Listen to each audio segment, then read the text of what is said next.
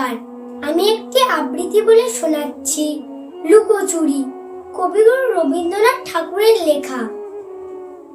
আমি যদি দুষ্টুমি করে চাপার গাছে চাপা হয়ে ফুটি ভোরের বেলা, মাগো ডালের পরে কচি পাতায় করি লুটোপুটি, তবে তুমি আমার কাছে হারো। তখন কি মা চিনতে আমায় পারো?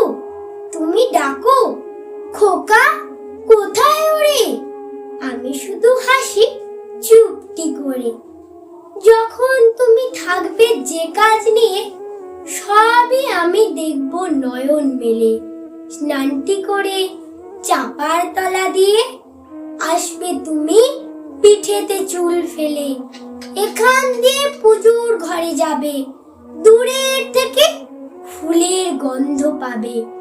তখন তুমি বুঝতে পারবে না সে তোমার খোকার গায়ের গন্ধ আসে। দুপুর বেলা মহাভারত হাতে বসবে তুমি সবার খাওয়া হলে।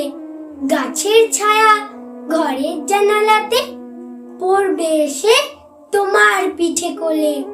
আমি আমার ছোট্ট ছায়াখানি দোলাবো তোর বইয়ের পরে আনি। তখন তুমি বুঝতে পারবে না সে তোমার চোখে খোকার ছায়া বাসে।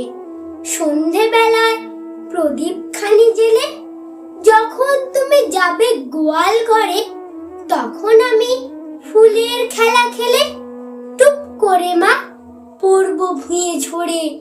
আবার আমি তোমার খোকা হব, গল্প বলো তোমায় গিয়ে কব। তুমি বলবে দুষ্টু ছিলি কোথা? আমি বলবো না সে কথা। নমস্কার।